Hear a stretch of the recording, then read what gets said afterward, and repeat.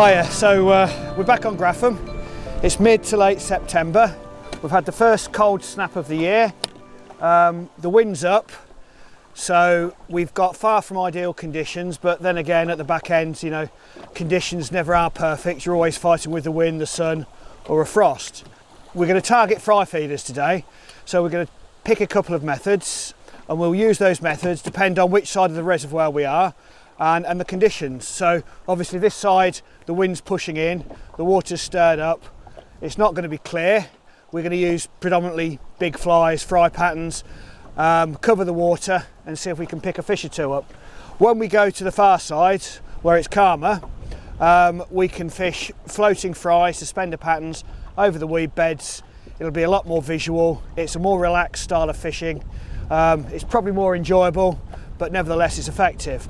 And we'll touch on those two techniques as we go through. But again, as I've said it before, you cannot make a method work when the conditions are against it. You fish to the conditions that give you the best, you know, the best choice of, or the best chance of catching fish.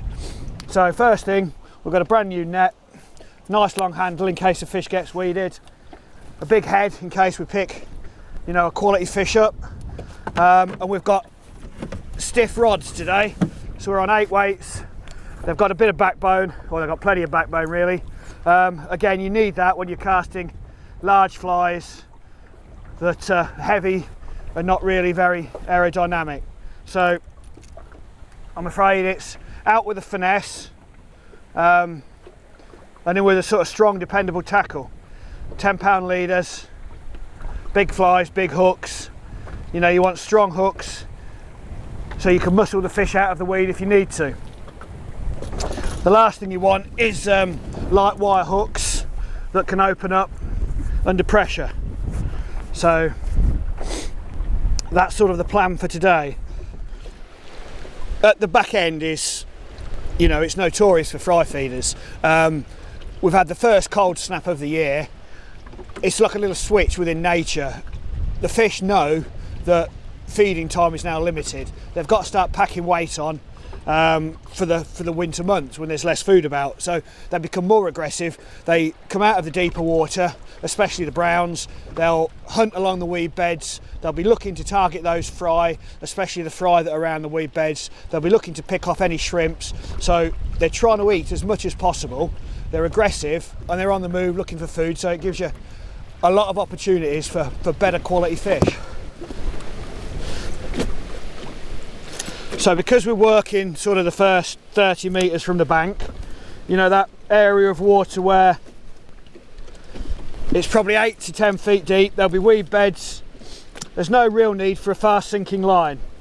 So what we're going to do is we're going to go with an intermediate line and a couple of weighted flies.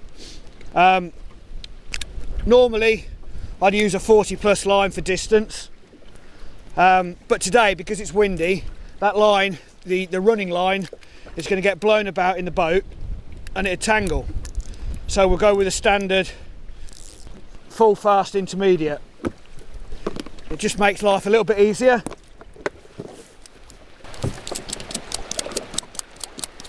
Now the water is quite clear, but there's a good wind on, so the wind is disguising our cast. We can get away with fishing 2 flies, but obviously if we hook a good fish and we are near the weed, there is complications. So you've got to have sort of an idea of, you know, if you're going to guide the fish straight out, straight away from the weed. If it starts running into deep water, let it go, because then it's away from the weed and you've got a chance. We don't want our line and the dropper being pulled through weed. Okay, straightforward 10-pound leader.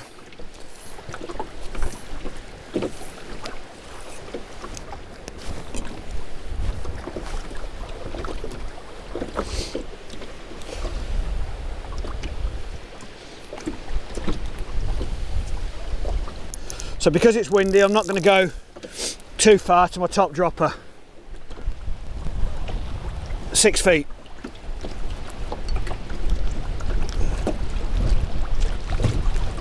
So when we do droppers, 18 inches of line, the 2 pieces of line side by side, okay? Make a normal overhand loop. Go through it once, pull it all the way through. Twice, all the way through. 3 times, all the way through. And you end up with that, which is your 3-turn water knot. So just ease it down, lubricate it so you don't get line burn, push the knot to tighten it up, and you get a perfect knot. Now obviously you cut off the tag end that is towards the fly line, because if you see, that will hinge on the knot and that would snap.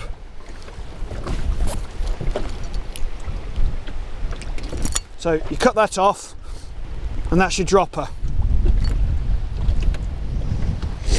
Again, it's not a long dropper, it's what, 10, 11 inches.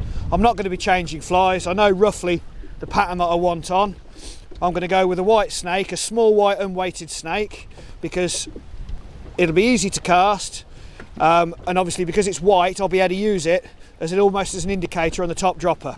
So if there's anything following and the fly moves or it ducks down, it's obviously taking a point, so it's got dual purpose.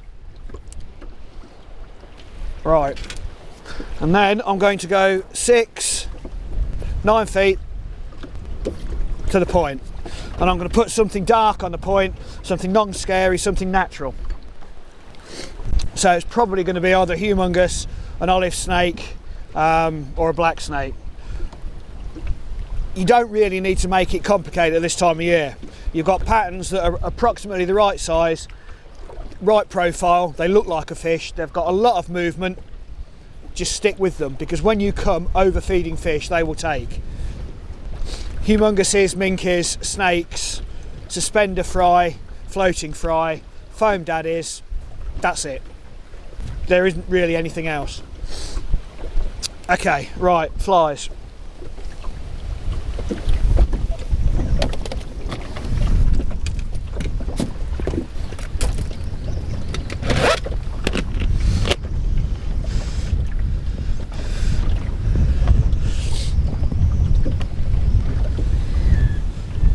Unweighted snake, the small one.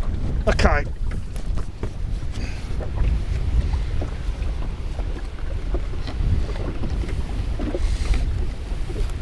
So, a black snake on the point.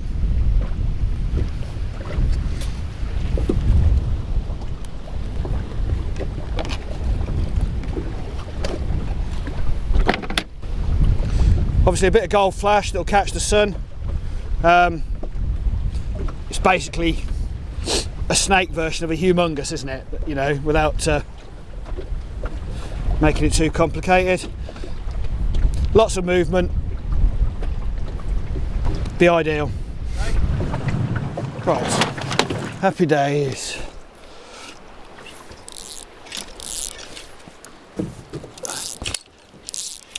Right. So we're starting off on the north shore. I'm going to push this out a bit to start with, because as you can see the wind has coloured up the water in the first 20-30 yards, and actually we're probably in what, 3 feet? It's to there, yeah, 2.5 feet of water, so we are too shallow. We need to push out.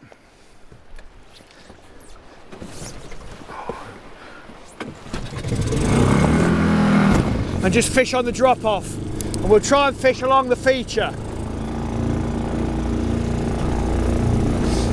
You can see the band of coloured water going back.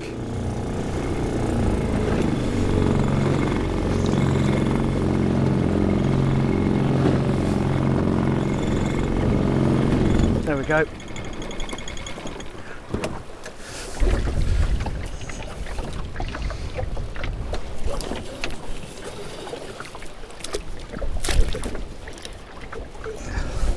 Right.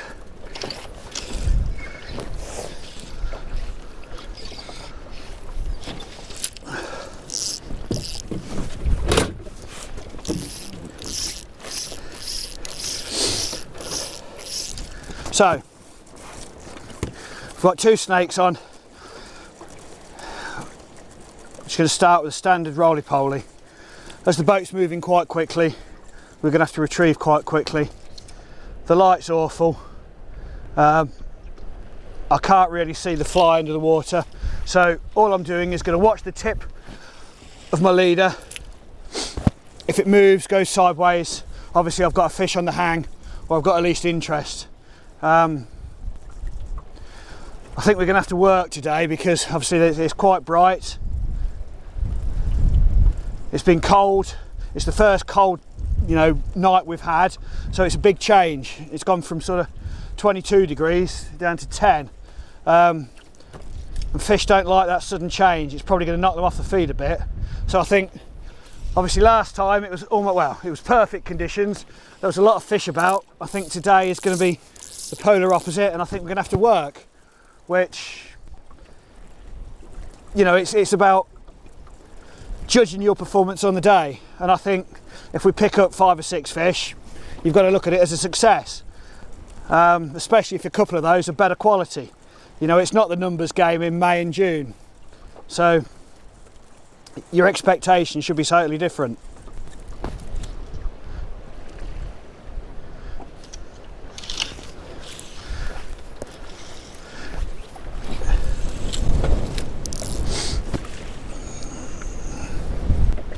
You can see even the full intermediates getting blown about. If this was a 40 plus, it'd be worse still. It'd be over the side of the boat and it would just tangle. So that's the reason we go for a full line in windy conditions.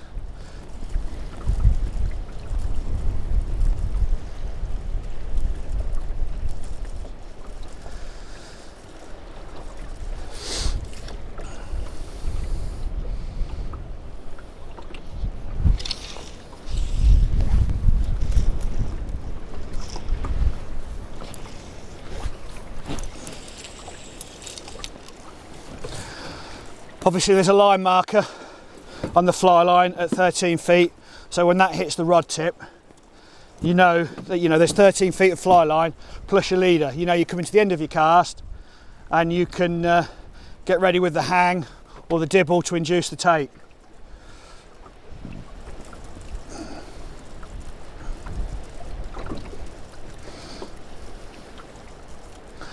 So we're coming to the last sort of 50 yards, and you can see it's probably difficult to capture on film, but the water changes colour. It goes from a sort of a cloudy, milky colour to clear, darker blue here. And obviously, once you're in the cloudy water, you're not really going to catch much, but as you come up to it, the fish will patrol along that band. They'll run up and down that cloudy water. So hopefully, we're in sort of the ideal spot. We're in about 10 to 12 feet of water now. We should be coming up to the weed beds, and hopefully we'll get a fish or two.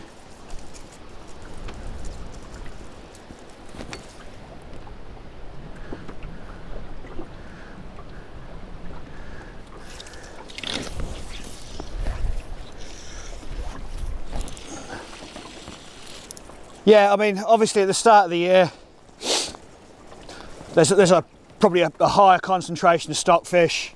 You've got warm water, clear water, you've got calm conditions. Usually the wind, May and June, is probably between 8 and 15 miles an hour the majority of the time. Okay, so you're fishing in perfect conditions. I'm afraid once we get into September, October, November, the wind tends to pick up, doesn't it? You get a lot more cold northerlies or easterlies.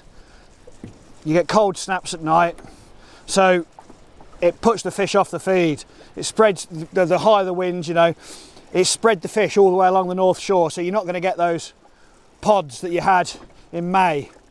They're going to be spread out more, so that's the reason we've got a drogue. We're going to be drifting, covering a lot of water, just picking up the odd fish here and there.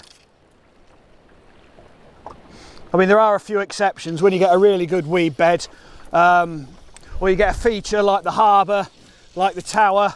You can concentrate your efforts there because they will have you know, large numbers of fry. There'll be a large number of fry around that tower, and there will be a large number of bigger grown on fish. So it's worth concentrating your efforts there.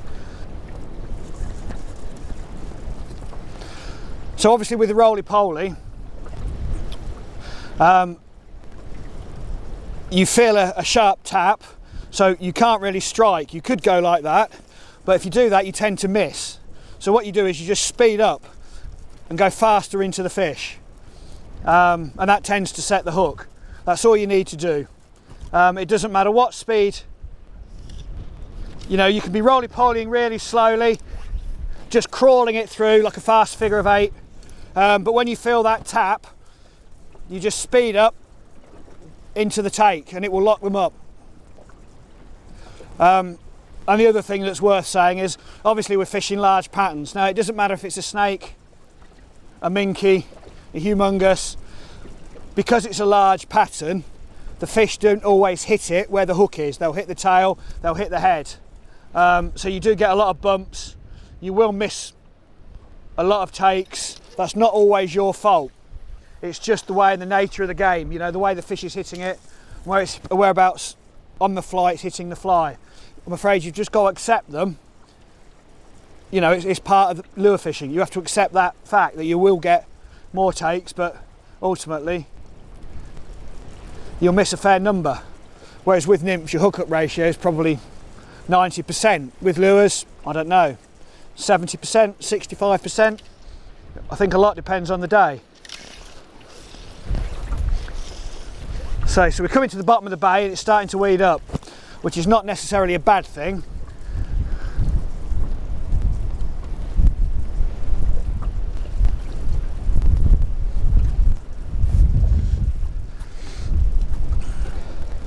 I'm going to push us out onto the point.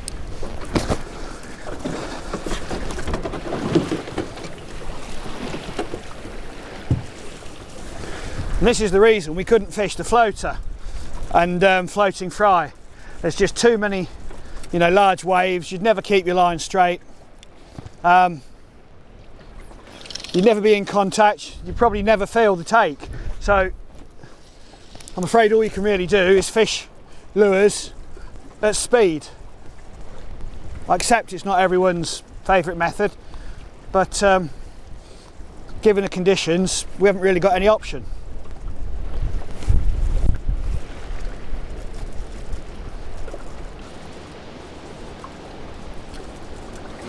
So quite often, this is the area that you're going to pick up a better fish, right at the bottom of the wind. You're sort of 30 yards out. So where most people start, you know, pull the engine cord and move on out. But this is where it's really stirred up. This is where the fry are going to be pushed in. It's where the shrimps are going to be stirred up as well. So yes, there's a bit of coloured water, but literally on the edge of it, there should be a fish or two.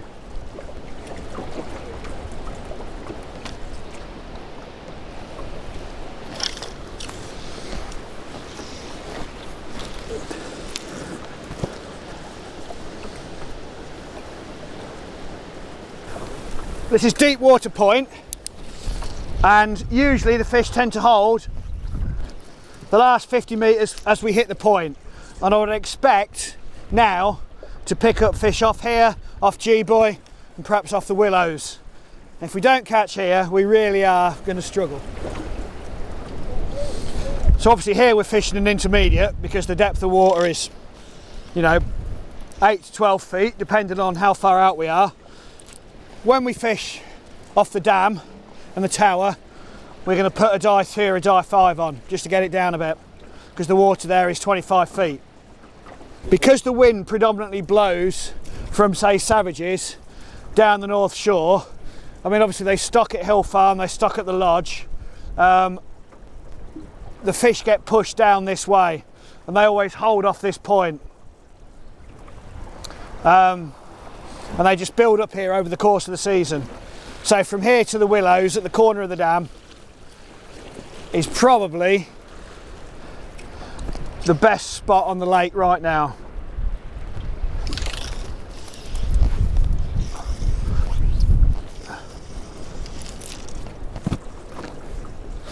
So while we're further out in the deeper water, it's probably what, 20 feet here, I'm going to slow it down, just literally fish it almost the same pace as the boat. So the flies get deeper, and obviously as we get in the shallower water, I'll pull it back a lot faster.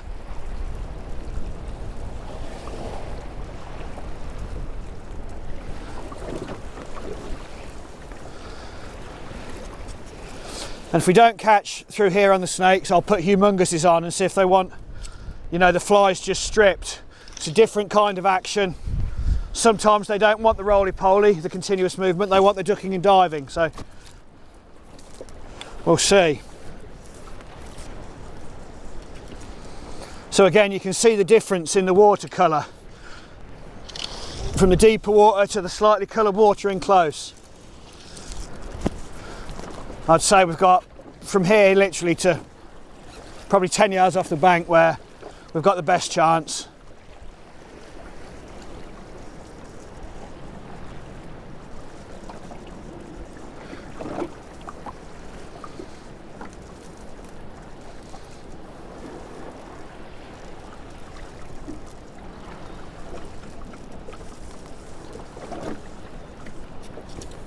And there we go.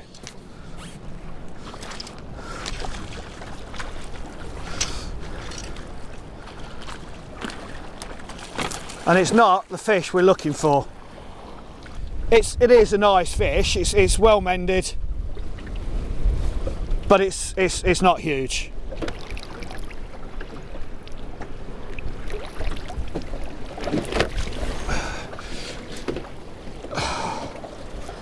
So it wasn't a very big fish.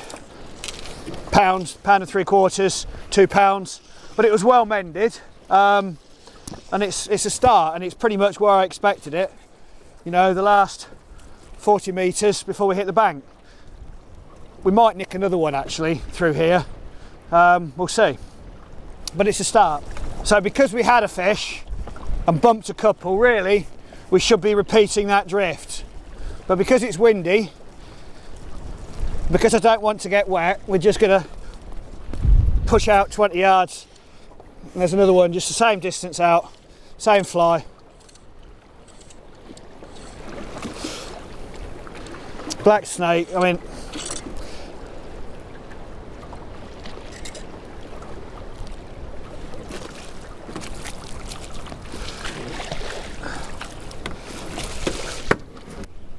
it's a nice fish, but it's not really what I'm looking for. I still think we'll pick another fish or two up coming down this line. Oh, well, we would if I could cast. So we've had two literally in 20 yards and lost one. I think there's another, oh, it's come off. There's fish here, that's, you know, we're getting takes regularly now.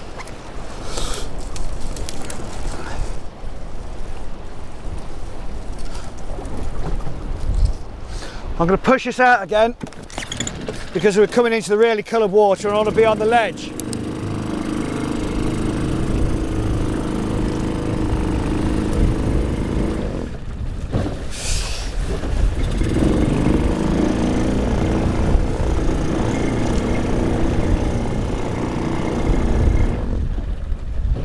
Right, perfect.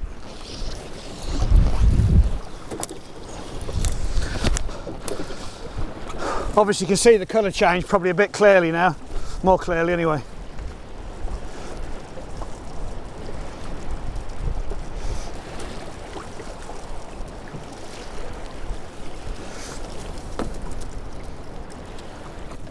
That's a better one. That's a better one.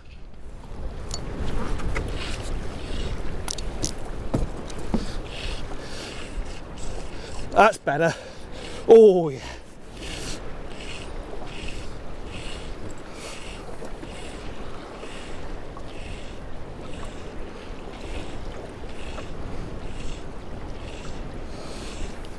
I mean, straight away, you can tell this is a better fish. It's holding deeper. There's a lot more weight to it. Could even be a beer brown the way it's fighting. I'm not sure. No, it's a rainbow. It's a good rainbow. Oh yeah, big fish. That's what you're trying to get. That's the one. That's the one.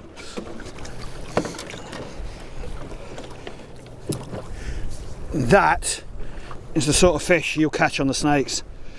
You know, absolute quality fish.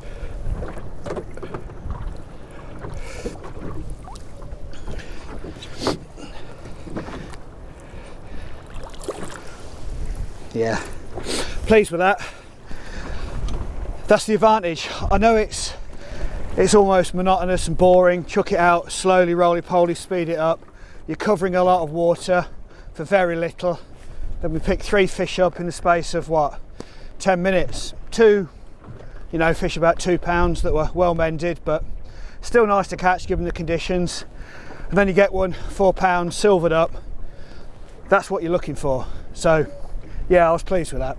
We knew straight away, you know, it was a decent fish.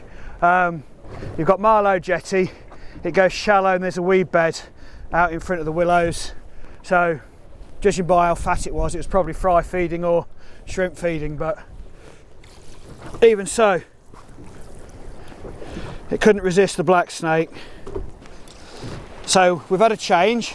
We've come out to the tower and the boil. Now, the boil obviously attracts a lot of fish in the summer because it's cold water and oxygenated, and it can be ridiculously easy, you know. But at the back end, from the boil to the tower, you get a lot of fry, especially holding around that tower.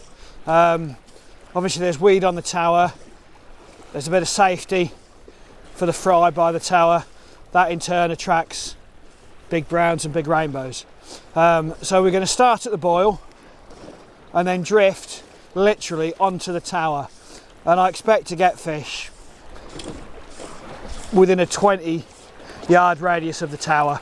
That's where you'd usually pick them up. We've switched from the intermediate that we were fishing on the North Shore. We've gone to a die 3 sweep. So that sinks at 3 inches a second as opposed to 1.75.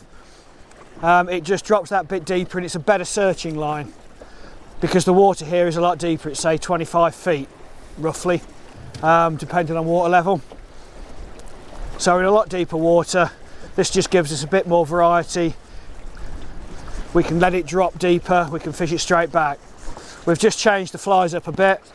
We've got a humungus on the dropper and the same black snake on the point, because the only fly that we were getting any action to on the North Shore was a black snake. The white one was just there for the ride, so we've just switched it up a bit.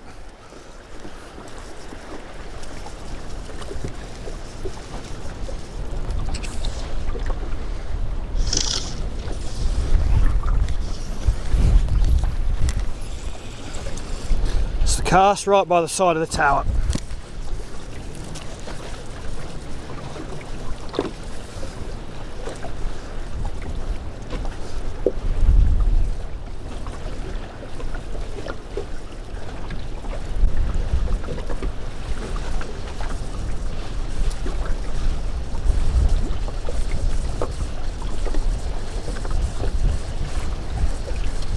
So obviously got a number of features. We've got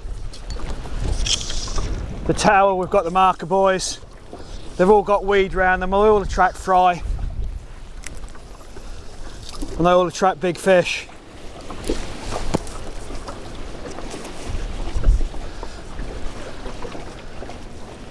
So I've had 2 double figure browns from here. That's, you know, the biggest 2 fish I've ever caught out of Grafham have both been from just here.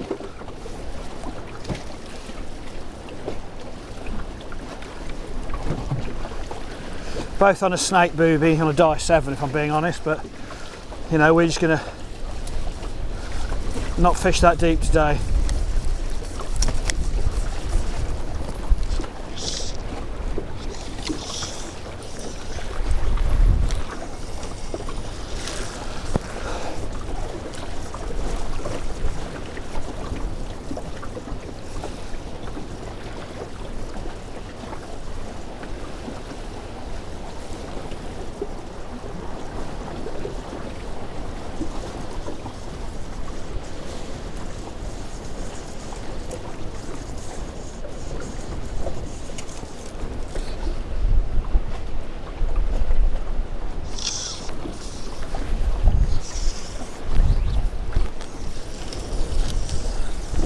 And again, surprisingly, there doesn't appear to be any fish.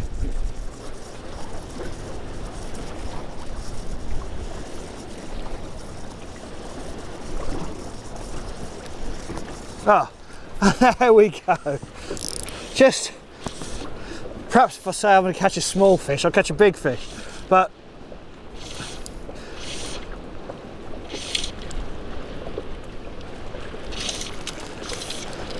oh, it's come off. Never mind. That was on the humungus.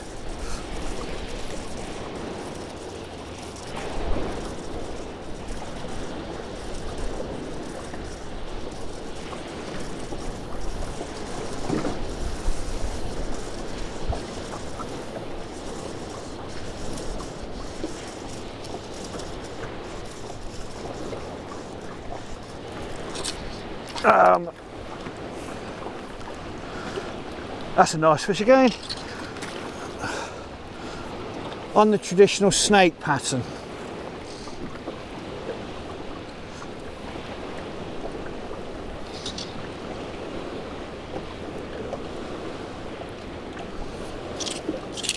Oh,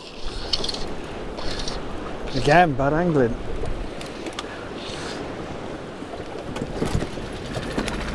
Just kick it into reverse to push us away from the stanchions.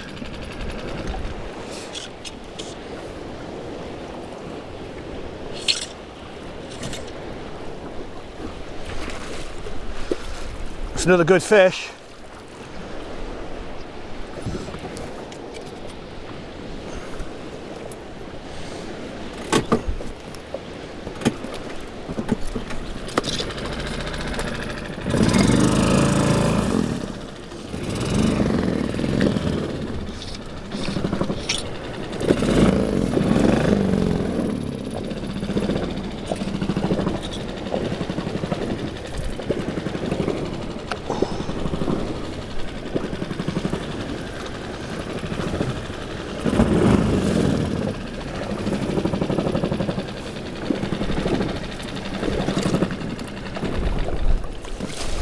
Oh.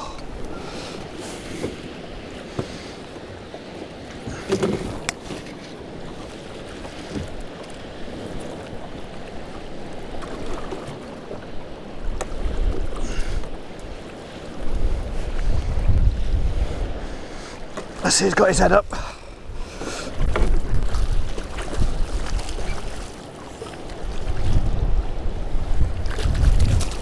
Oh, just couldn't reach him.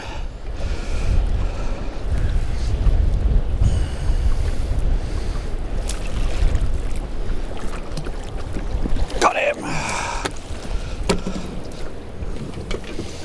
It's another good fish. Right.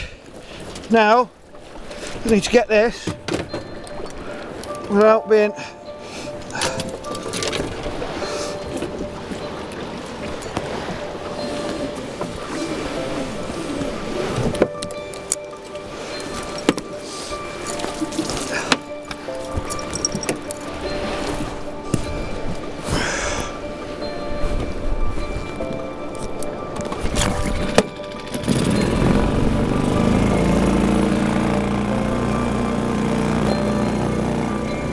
happy days.